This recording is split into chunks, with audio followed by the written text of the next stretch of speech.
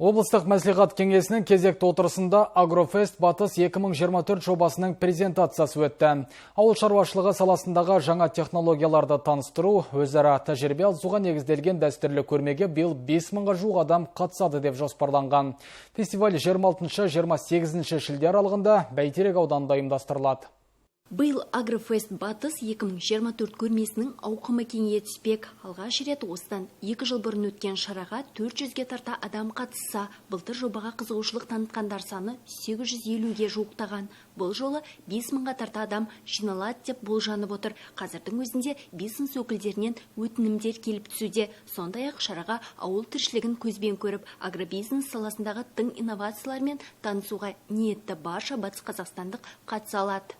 Мына Агрофест Батыс атты егін-жай күні мерекесі Бәйтерек ауданында Сұлукөл ауылы маңында ашық аспан астында өткізіліп келеді. Өңірдің ауыл шаруашылығы саласының дамуына елеулі үлесін қосып жүрген Агросервис Батыс жауапкершілігі шектеулі серіктестігі жетекшісі Бейсенов Армат Ғимранұлы. Енді өздеріңіз білесіздер, Армат Ғимранұлы біздің тек облысқа, жалпы тек облыс емес, барлық республикаға танымал кәсіпкер.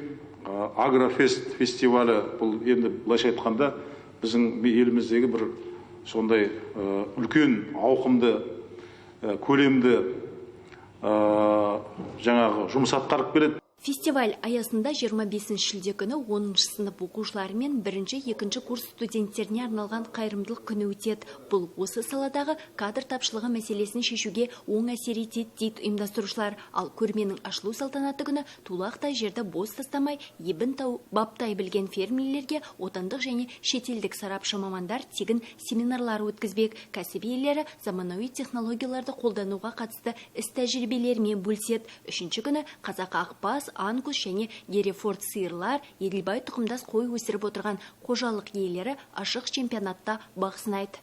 Все эти чемпионаты будут проходить уже.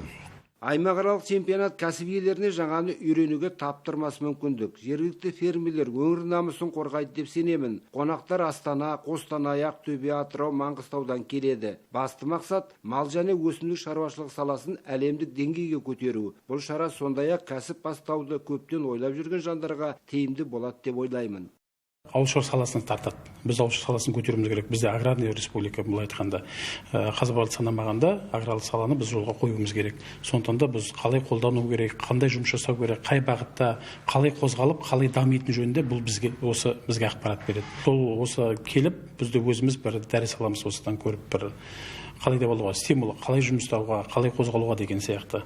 Сол баршасына шақырамыз. Герефорд тұқымды бұқанды сұрау сол әкелеміз деп отырмыз осы көрмеге. Мемлекет басшысы ауыл шаруашылығын кешенді дамыту, соның ішінде өнім өндірушілерді қолдау міндетін жүктеді. Сарапшылардың сөзінше, соңғы 10 жылда өңірдегі ауыл шаруашылығы саласындағы көрсеткіш деңгейі айтарлықтай өскен. Гүлден Аюпова, Қалбек Ақрап, Алихан Исқазиев, Ақжайық ақпарат.